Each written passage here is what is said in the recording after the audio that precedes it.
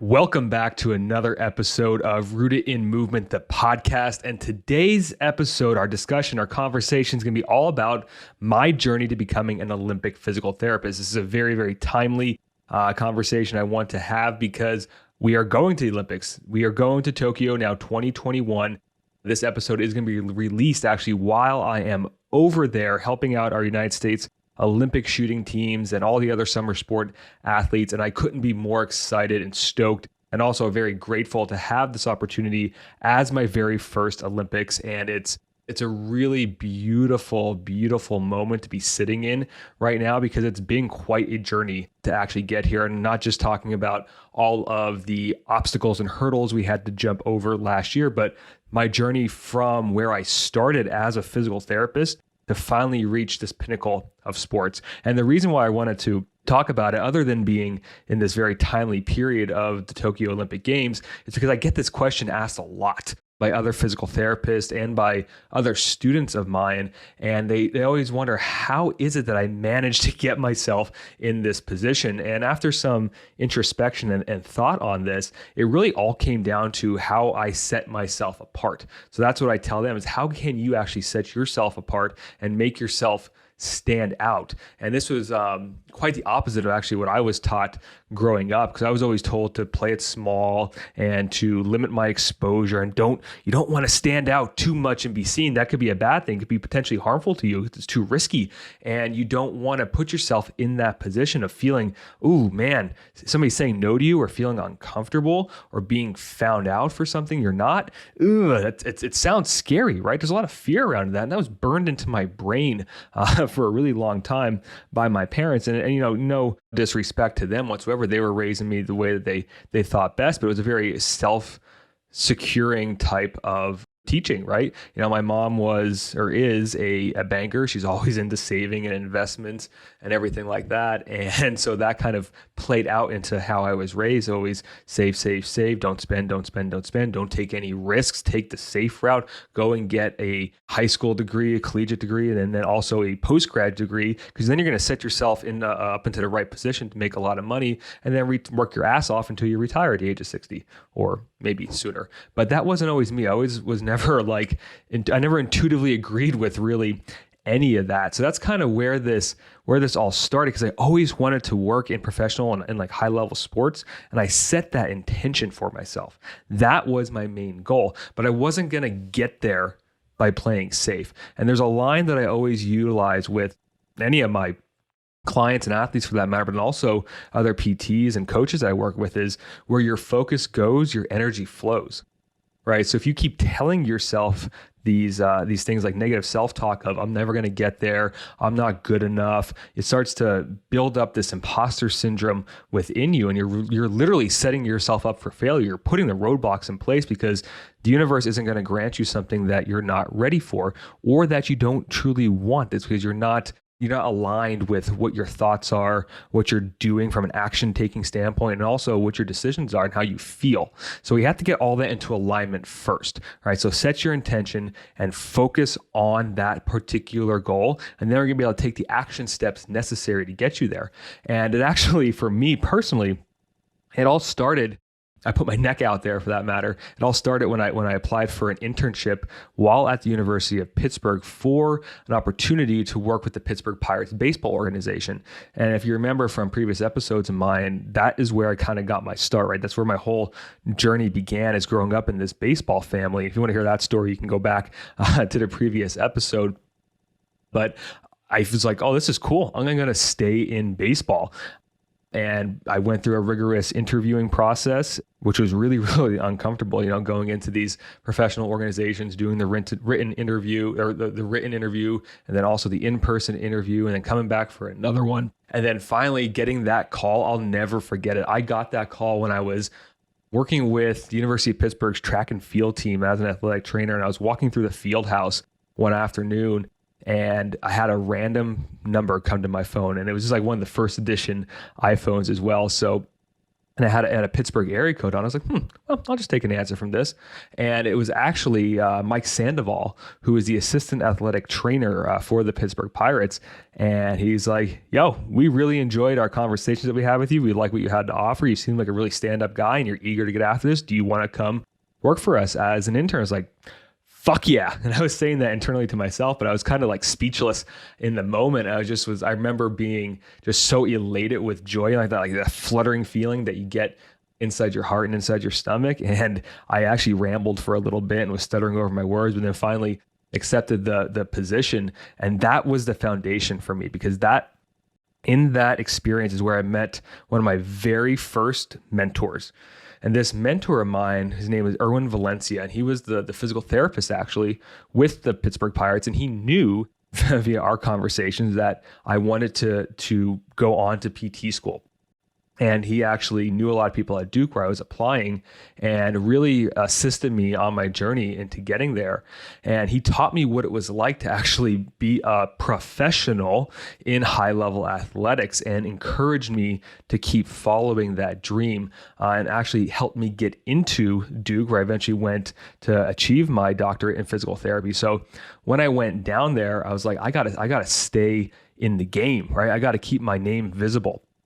So it ended up being that when I left the Pittsburgh Pirates to go to get my doctorate at Duke, they came in and disbanded the entire medical team. Okay, so everybody was let go of. So assistant athletic trainer, head athletic trainer, strength coach, most of the assistant coaches inside the organization, except for Erwin. So except for the PT and one of the assistant athletic trainers, Mike Sandoval, who actually gave me the call as providing me the opportunity to be an intern with them, was sent down to no other place than the Durham Bulls. So AAA baseball organization out of Durham, North Carolina. And when I found out that he had taken the job down there, I gave him a ring and was like, hey, can I come by and just like hang out? Can I help you at all? You don't need to pay me like I'm going to school, but like in my free time, can I come down and assist you in any way? Because I'm a continual learner and I wanted to keep learning from not only him, but then into a new organization to see how that was ran. So in my spare time at Duke, I went there after class in the afternoons and evenings and helped out with game preparation and doing some of the prehab and the rehab and taping the ankles and helping with injuries and being in the dugout, which is for me, I love the environment of a baseball stadium. And as a unique one as the Durham Bulls is, I had that opportunity to stick within a high level sport while I was going through PT school. And then it came the time for me to leave, right? So I had to go on to my first clinical rotation as a physical therapy student. And when we were given the list of rotations to choose from all over the country, the very first one that stood out to me was with the Arizona Cardinals here in Phoenix. So actually down in Chandler is where their organization was housed with the physical therapy clinic. And it's like, I got to apply for that one. So that was my very, very first choice, my number one choice. And as fate would have it, because I was focusing so intently on it, I got that position.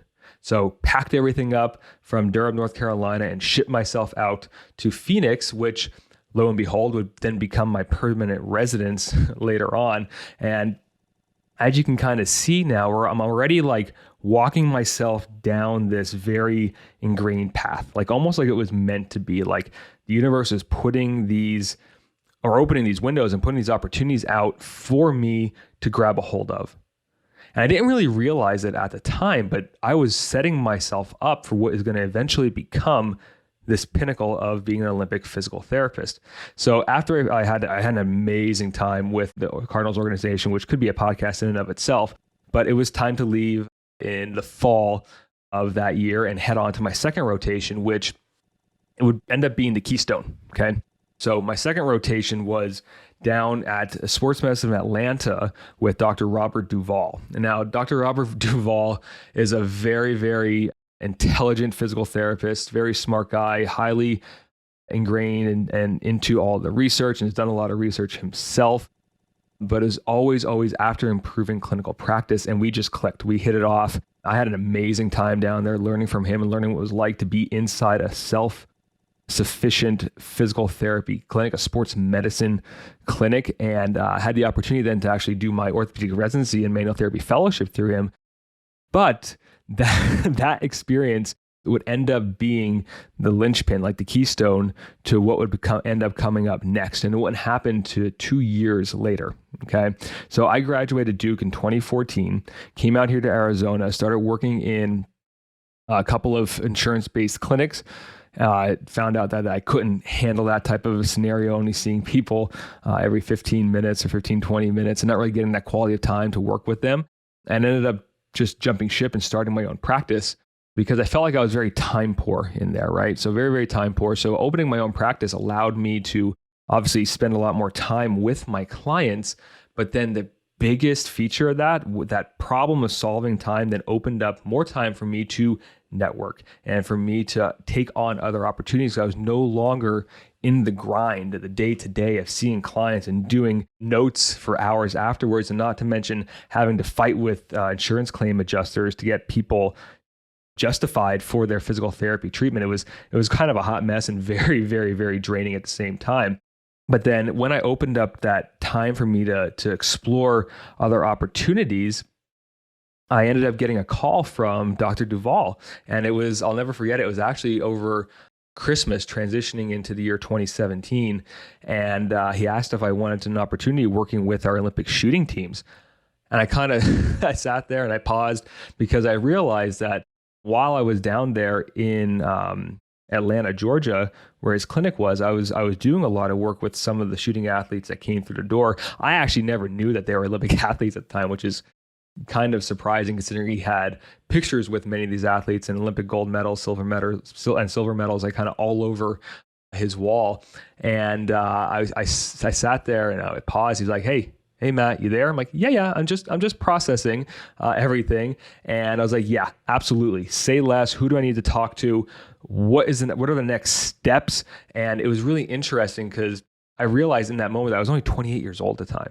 Right? I was just starting my career and I was already provided this opportunity to take my practice to the next level. And it was like instantly shot with that fear of that imposter syndrome setting in because like, holy shit, this is like the world's biggest stage of sports. And here I am, I'm like a lowly PT that's only a few years out of graduating school. And here I am now with this amazing opportunity put into my lap. Like, I was getting extremely anxious, but after he set me up with the phone calls, I realized that it really wasn't that scary. These are just normal people, right? Like every other athlete I've ever worked with. But I had an amazing interview process with a lot of the Olympic Committee and USA Shooting, and I guess they ended up liking what I had to say and asked me to be the physical therapist for our Olympic shooting team. And I was elated, right? Completely elated, and it was so fitting for me because of my background actually while shooting and learning how to shoot growing up in Pennsylvania. Like I always, hunted with my dad. I learned how to shoot rifles. I was comfortable with a pistol, shot a little trap and skeet here and there. I was very skilled with a bow and arrow as well. Archery hunting was one of my favorites, and actually shot a little bit of that competitively as well growing up. I was like, this is awesome. I get to get back to my roots, like get back to where I grew up and where I felt actually most aligned, and not necessarily most comfortable, but definitely most aligned with what I understood, right? What I understood as a human being, as an individual, and as a professional, because this was a very underserved population of athletes, the shooting team. They didn't get a lot of love, right? Nobody really saw them as elite athletes, despite the fact that we bring so many medals home every single Summer Olympic Games.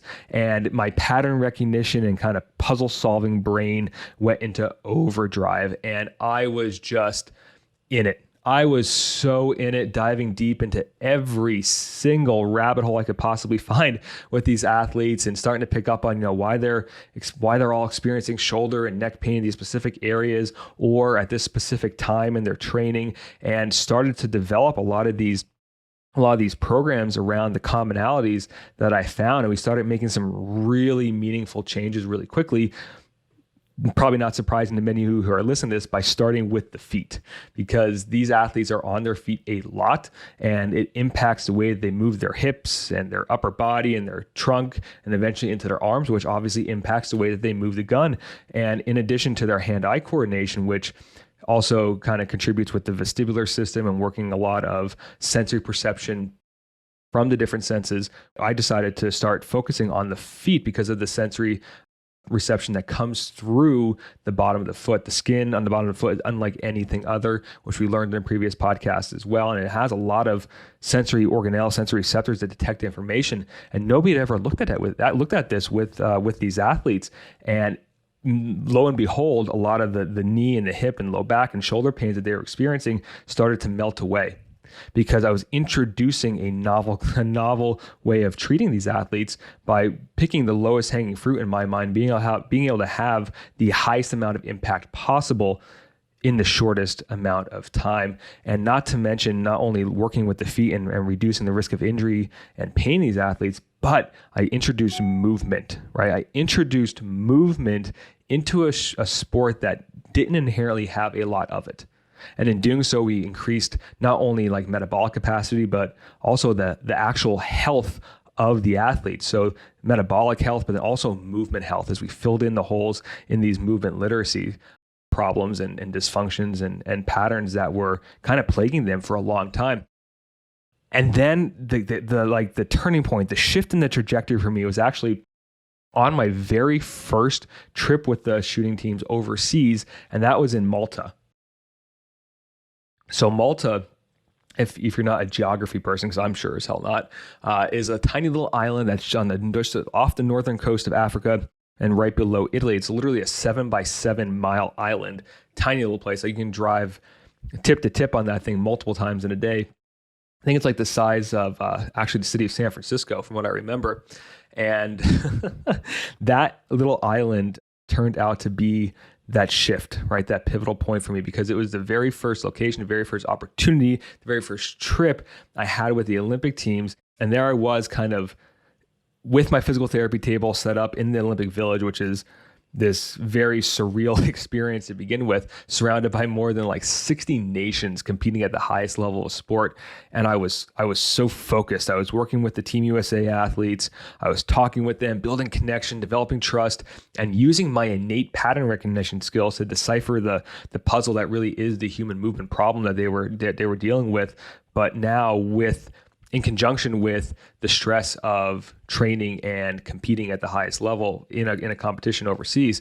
And I was playing with movement, right? And that's where I fall in love, right? That's where I am so in my element, is playing with movement and living out my purpose, showing our athletes that they were in control of their bodies. They had the power to eliminate their own pain and to empower their performance. And that's when I noticed that people were attracted to me, and not necessarily in like a physical kind of way. They were attracted to me because there was something different about me and the way I did things, right? And this is what shifted my trajectory, because as the confidence in my athletes grew, so did the confidence in myself.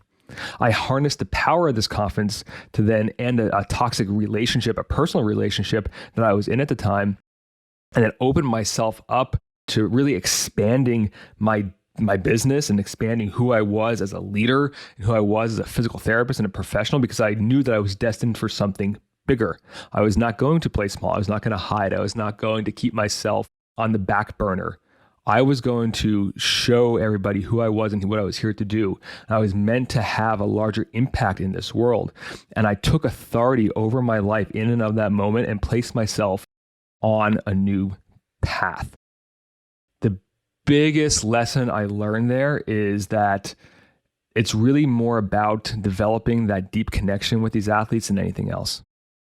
And we do that by communicating, right? We do that by talking to them. We do that by listening and asking questions and actually giving a shit about the person in front of us. And that's what I realized that people were attracted to. They were attracted to the personality. They were attracted to the empathy. They were attracted to the compassion. They were attracted to my ability to innately, and I'm using air quotes here, heal these athletes and improve their performance without even touching them. Because one, the movement pattern recognition skill, but then two, because of the ability to communicate and the ability to have them feel heard and feel seen and feel listened to. And that does more for somebody than anything else for any of these athletes, because it builds trust and it builds confidence in them. Not only confidence in their own bodies, but confidence in me and trust in me to help them along their way. It's interesting because that's what makes me the most effective physical therapist on any of these trips, is this ability to connect with the athletes, to connect with the coaches, to connect with people from all over the world. And it's funny because people ask me all the time, like, really what my role is as a physical therapist on these Olympic trips. And I kind of like tongue in cheek joke about this thing. And, I'm not just a team PT or the strength coach. I'm also like the psychologist and the team mom and the shoulder to cry on. I wear a lot of hats. And I'm not even speaking facetiously. That's actually a lot of what the truth is, because what I learned is that the connection and the networking and the social capital is way more valuable than any form of money or any kind of innate fixing of the athlete. And I want you guys to kind of take that to heart, right? We value a lot of the monetary things, right? And the materialistic things in this life. And then we use it as like a status symbol of achieving something, like having the fancy car, or buying the big house with the pool, or being able to take the big fancy vacations. But all that monetary and materialistic value is nothing compared to the connection, the networking, and the social capital that I had in that moment, and that I still continue to have. And that's still my priority to this day, is building that social capital, because it's what got me to where I am today, right? It's what got me in the position with the Pittsburgh Pirates and having all these great mentors in PT school, and then meeting another mentor in Atlanta that eventually gave me the opportunity to then work with these Olympic teams. And I am where I am today because of my love for people, in addition to my passion of doing what I do as a movement practitioner. So I've developed some of the deepest, longest lasting friendships with these athletes and these colleagues and other professionals because of my focus on interpersonal human connection. This in and of itself is why I got to where I am today. And it's why I'm going to continue to value that interpersonal connection, because of the immense amount of value that it offers. So yes, go out, and if you're a coach or a PT listening to this, please go improve your skill set, become the best damn physical therapist or coach or chiropractor or athletic trainer that you possibly can. And keep in the back of your mind that all of these skills will mean nothing if you can't develop a connection with the person that you're working with. Okay. So if you want to go somewhere fast, do it alone. If you want to go far, we do it together. That's not my quote. That is an African proverb, but I think that it is so fitting of this moment, because I got to where I am today, not based on my own personal skill. I got to where I am today based on those I had around me and those I had supporting me. And because I wasn't scared of taking risks and putting myself out there. So to wrap things up here today, I just wanted to thank you so much for listening to me ramble on about my journey of becoming an Olympic physical therapist. I hope that it inspired some of you out there listening to it to not necessarily become an Olympic PT, but to continue to strive towards what your passion and purpose is in life, what your mission is, and what you want your legacy to become, because you do truly have the power if you align yourself, if you take the risks, and if you truly focus on what it is that you want to achieve and direct all your energy into that.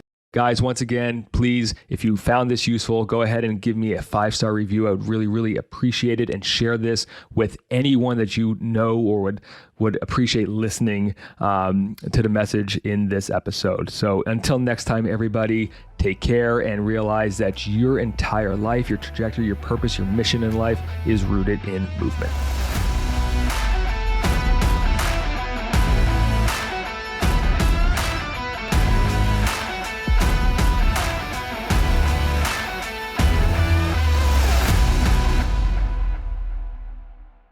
I am Thor.